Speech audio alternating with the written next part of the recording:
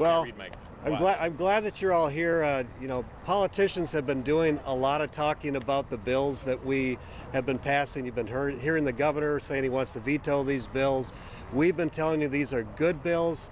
Today we brought in a lot of people that would be impacted by the governor signing these bills, and we want you to hear from the people of Minnesota today, not just politicians. Yeah, thank you, and I want to say good morning because that's how I feel, but good afternoon. You know, this was a long legislative session where we accomplished some really important things, and today begins the pressure on our governor to do what's right and sign these bills. So we thought it was appropriate that we bring in some folks who will be impacted if the governor chooses politics over good policy and people and chooses to veto these bills. So thank you for following us through the legislative session and following these important issues, but we thought it was more important, instead of hearing from us, we wanted you to hear from some of the folks who are impacted by this stuff.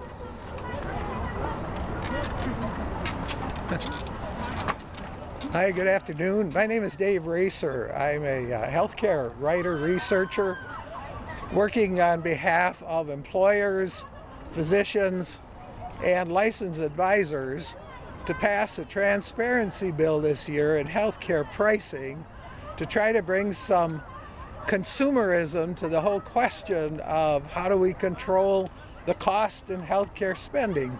We don't think it's possible without people actually knowing what the price of healthcare is. So we worked really hard this session to pass a price transparency bill, and it's really important. We need to know the price. We need this bill signed so that we can get on with finding ways to control the cost of health care. Could you spell your last name? I'm sorry? Spell your last name. My name is Racer, R-A-C-E-R, David. Hi, my name is Sue Vanek. I'm from Nisswa. I came into this world of politics when my daughter and grandchild were hit head-on by an unlicensed driver, leaving my daughter completely vegetative state in a nursing home for the remainder of her life.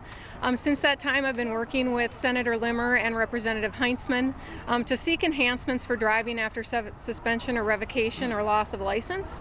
We had a really good year this year. We passed with unanimous bipartisan support in House and Senate. We are now in the omnibus supplemental budget bill and really hoping for a pass. It's going to make a big difference in the state to address this issue. Thank you. Hello, my name is David Karcher from Chisago County. I own and operate residential housing for people with disabilities, often referred to as a group home. Currently, there is a workforce crisis because of the regulations set and the standard of pay. There are over 10,000 openings in group home residential housing. We not only care for the disabled in a wheelchair or somebody that needs assistance, but we're also taking care of some very violent and dangerous people that are being released from institutions. The 7% cut that was handled by the House and the Senate would stagnate pay. It is important that the governor signs this to maintain that 7% and future conversations about how to increase the budget to protect our communities, the people we serve, and the employees working in these group homes. If this 7% cut goes through, there will be significant damage done to the industry. I highly ask the governor to please sign this bill. Hi, I'm Tammy Lee. I'm the CEO of Recombinetics. We're an animal gene editing company based here in St. Paul.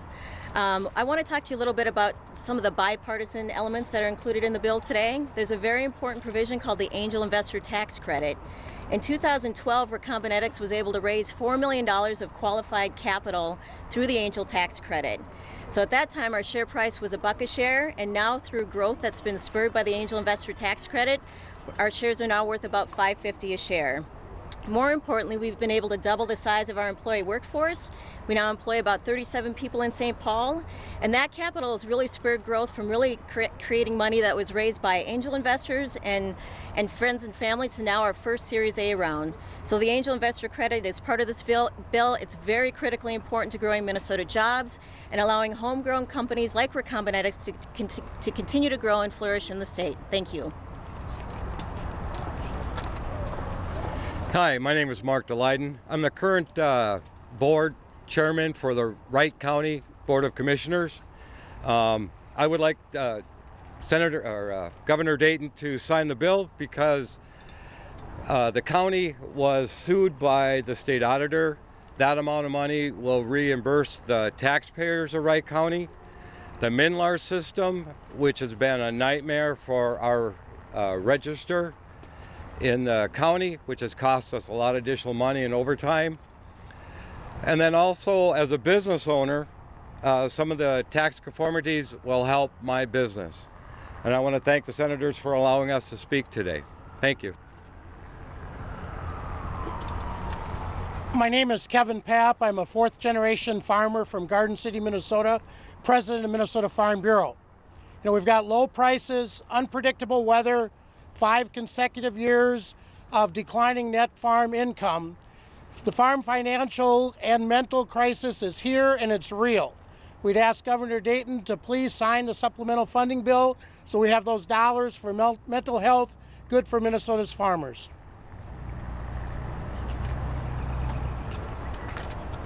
My name is Michael Fry. I'm from Wayzata, and I'm here on behalf of my family's sawmill business located in Browerville. We are a supplier to the Benson biomass plant, and like all of the other suppliers, we had state law and long-term power purchase agreements providing clarity and assurance for those markets. Those suppliers, our company included, invested in specific equipment to serve those markets.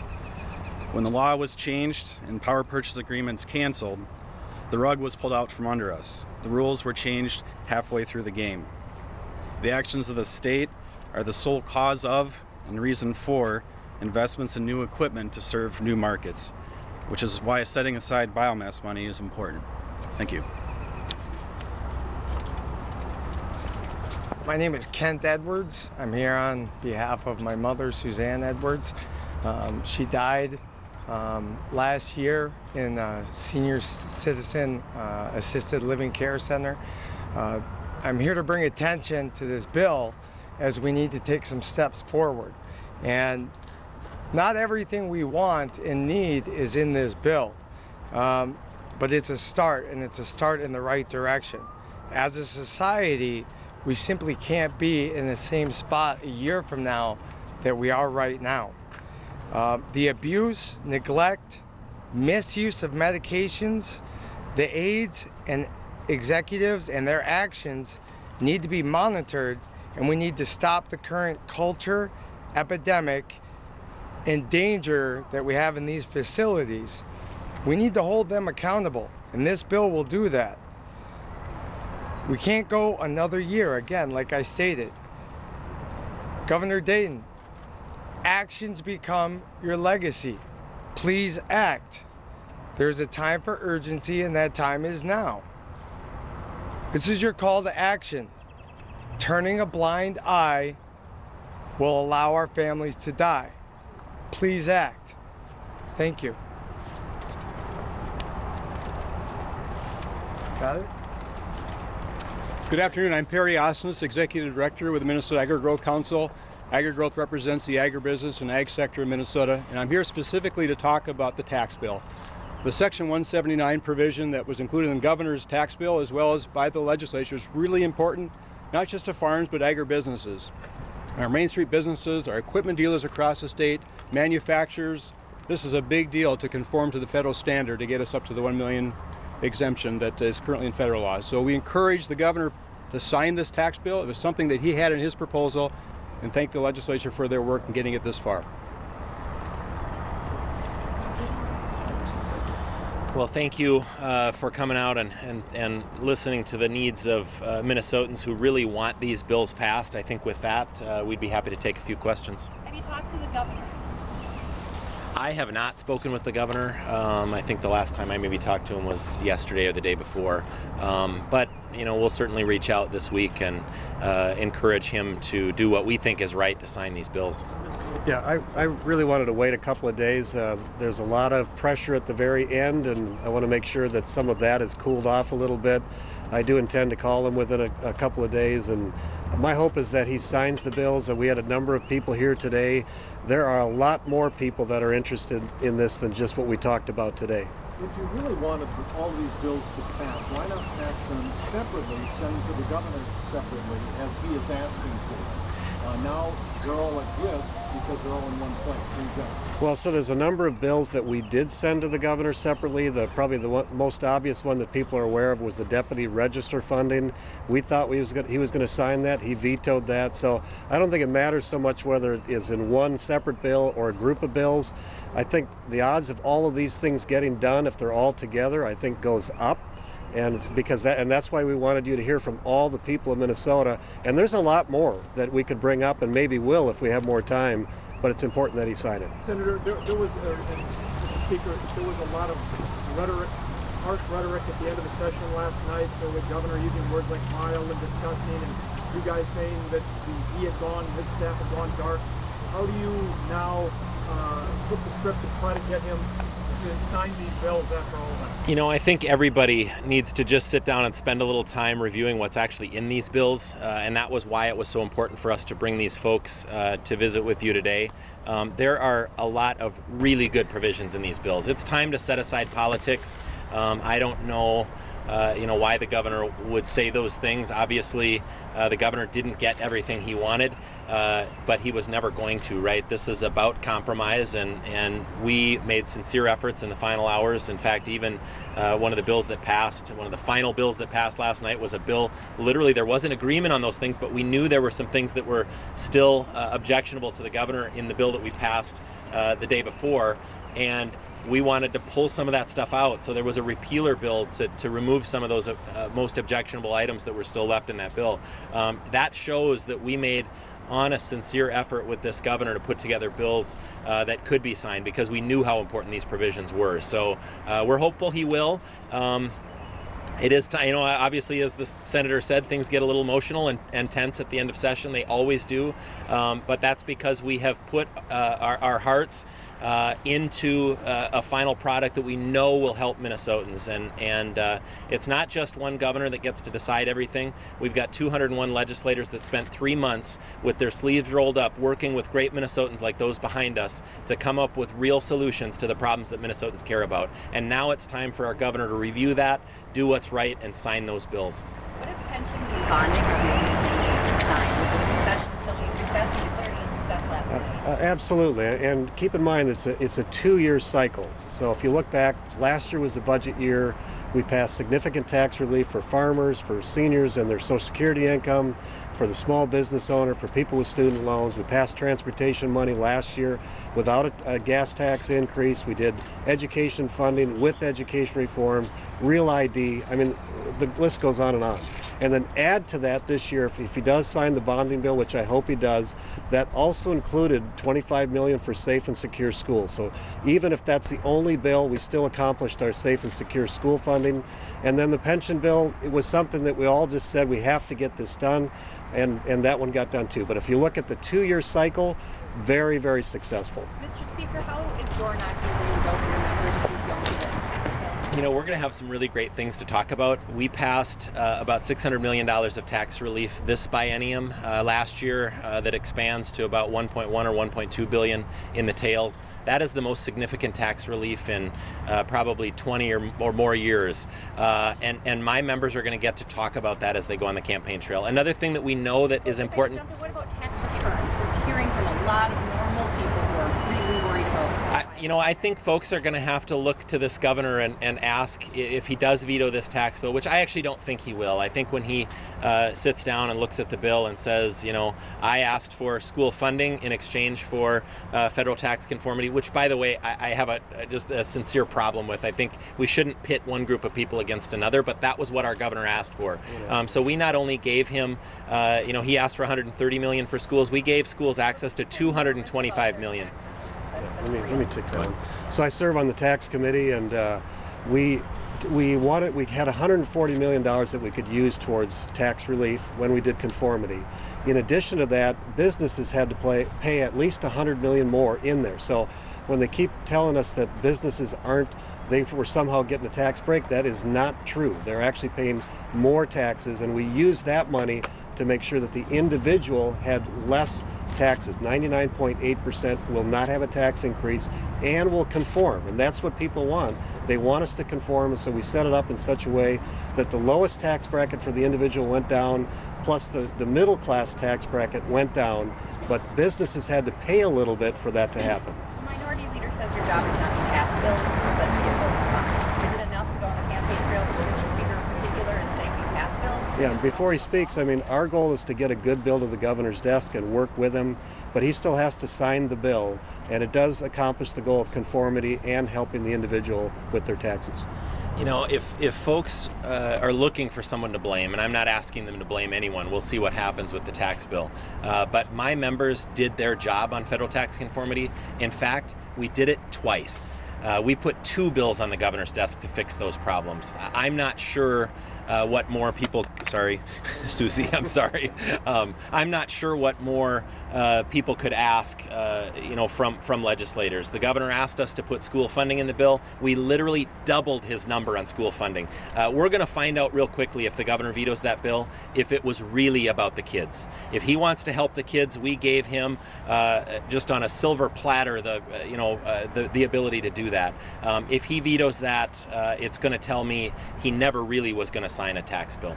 Mr. Speaker, about the school safety funding, especially in light of the shooting that happened on Friday, we'll talk about a separate bill. What has happened with those provisions and where do they live? If you just walk through that in July. Sure. So, you know, from the beginning, we knew when the first school shooting happened early on in session in Florida that this was going to be a priority for Minnesotans, and we saw people react in an emotional way, and they wanted to make sure we were doing what we could to keep our kids safe in schools. Our caucus prioritized school safety. The governor put out a proposal at $25 million.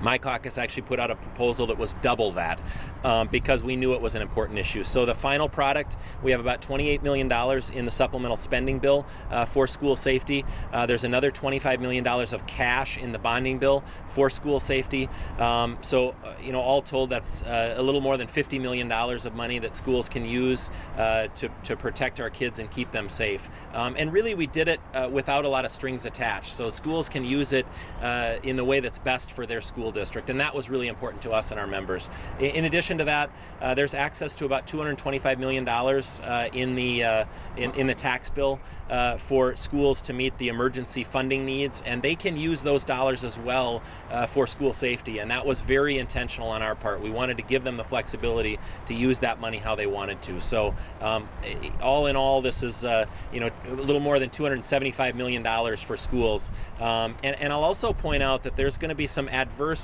acts or adverse things that happen to schools if the governor vetoes the spending bill, the supplemental budget bill, because of the you know, the provisions in that bill.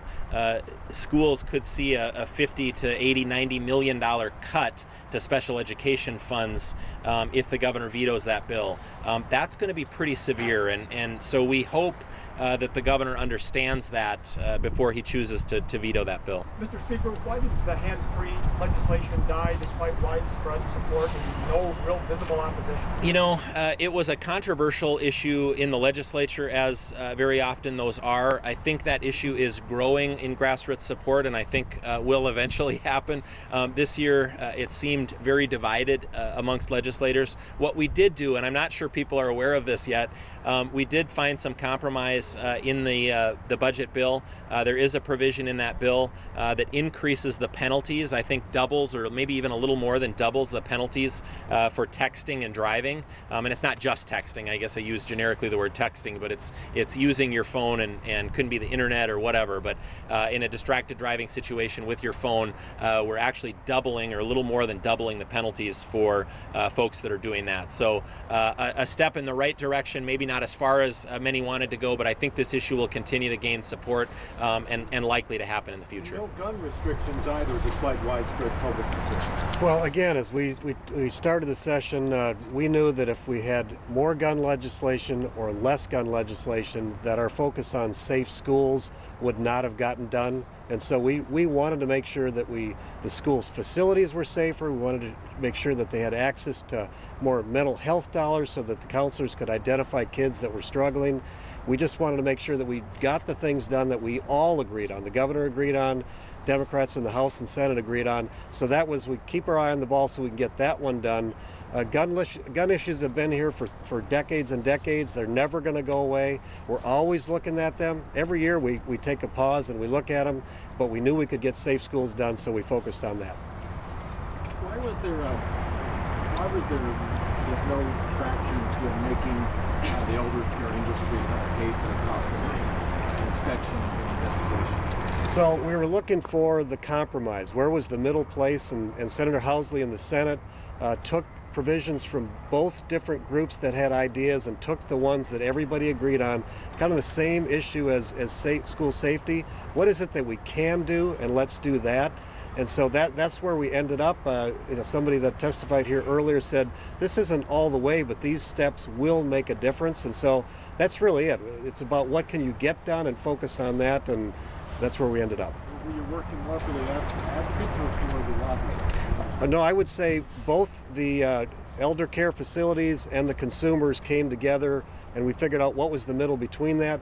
Most of the facilities do great care for our seniors, but how do we deal with the bad apples? And so we have a number of provisions that do that, including cameras.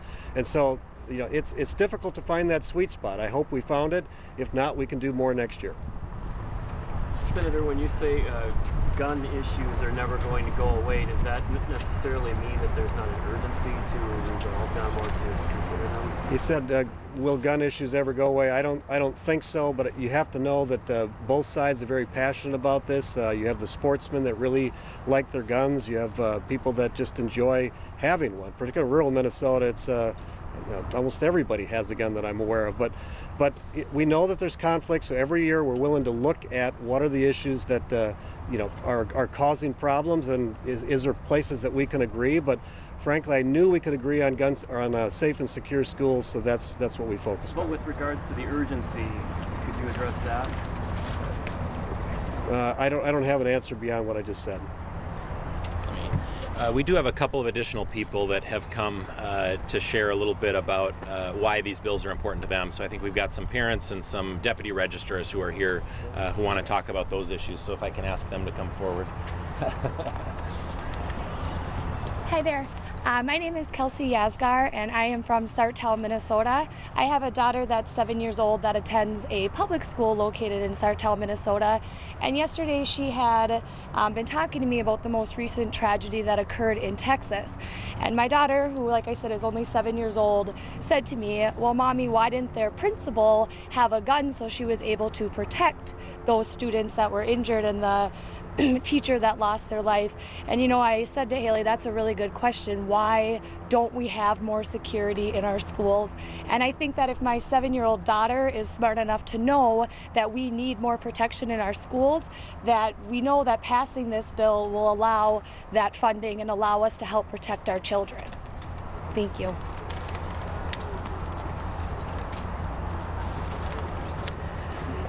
Good afternoon. My name is Gaye Smith. I am a manager at the Deputy Registrar in South St. Paul.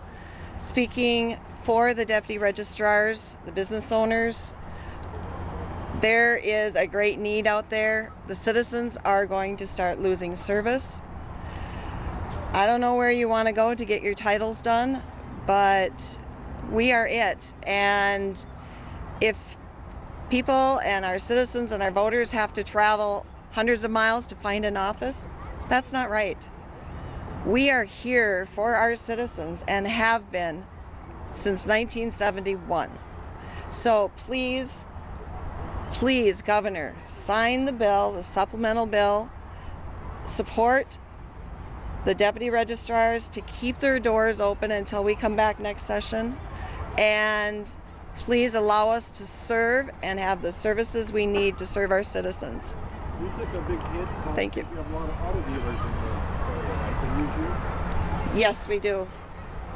What is that like dealing? It is very difficult for our auto dealers. They're losing money daily.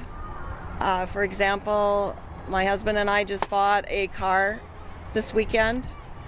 If I did not tell the finance manager the cost of those tabs and how to do it, the program automatically puts amount in, and that amount was $38 short.